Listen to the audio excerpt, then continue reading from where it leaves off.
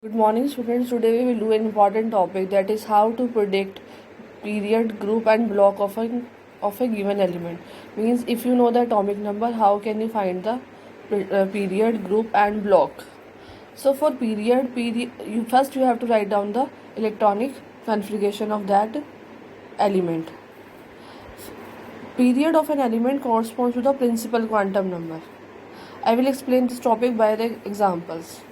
Then block is decided by the last entry of the last electron. Then group.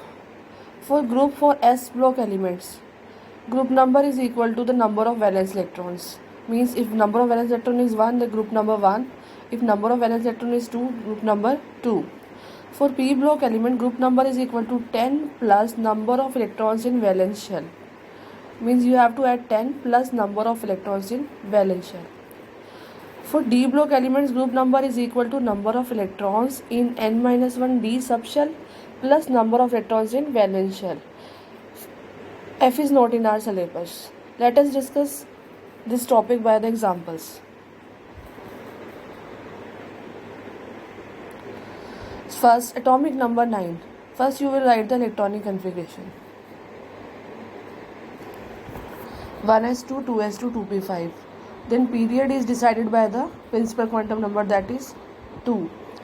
So block is decided by the entry of last electron. Here it is P.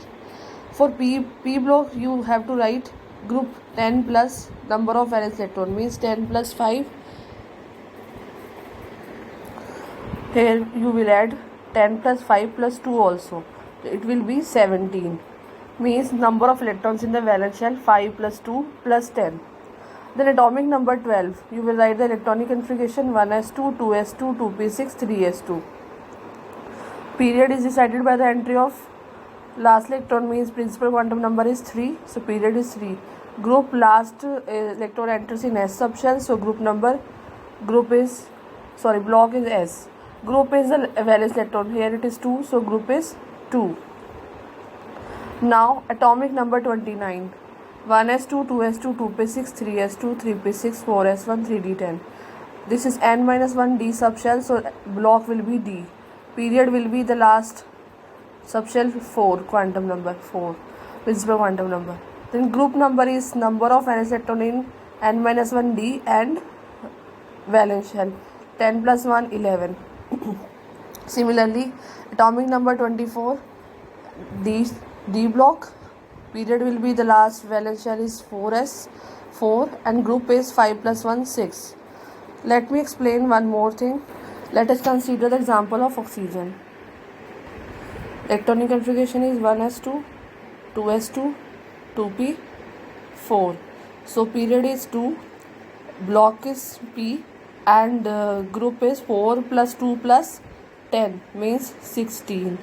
Here you will add plus 2 also, that will be 17. Now here are some important questions. I will discuss this question in this lecture and you will write in your notebooks. First question is, why size of cation is smaller than its parent atom and size of anion is bigger than its parent atom? You know, cation is formed after the loss of one or more electron. So when one or more electron is removed, then outermost shell is completely or partially removed. Effective nuclear charge, means nucleus attraction on the electron increases, so size decreases. Similarly, if anion is formed by the gain of electron, when atom gain electrons, the effective nuclear charge per electron decreases, so size increases. The second one is, why first ionization energy of magnesium is greater than first ionization energy of, whereas second ionization energy of sodium is greater than second ionization energy of magnesium. First, you will write the electronic configuration.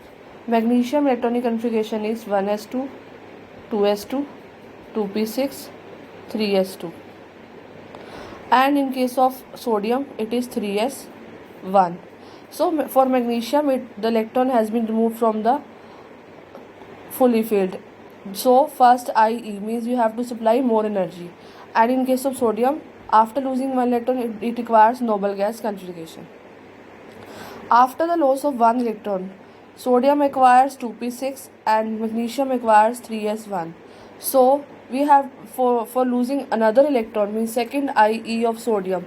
For losing another electron, we have to supply more energy, because now sodium has acquired the noble gas configuration 2p6. So second IE of sodium is greater than second IE of magnesium. The next is why successive electron affinity is positive.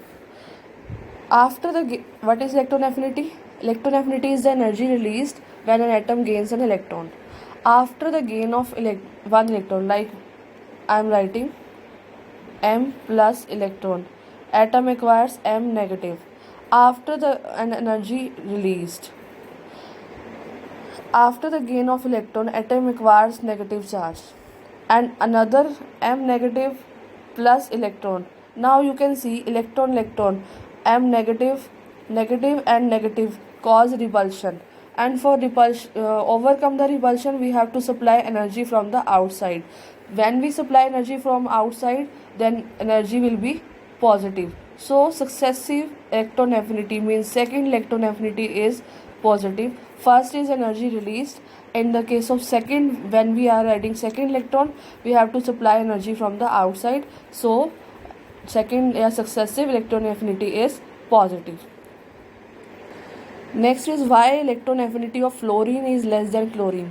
You know, electron affinity down the group size increases, electron affinity decreases, means tendency to gain electron decreases. But in chlorine electron this is an exception. Electron affinity of fluorine is less than chlorine. Why? Because fluorine size is very less, so there is steric hindrance, you can say. There is electron repulsion, size is very less, so for incoming electron it has no affinity for the electron. So electron affinity of fluorine is less than chlorine. You will write this question in your notebooks.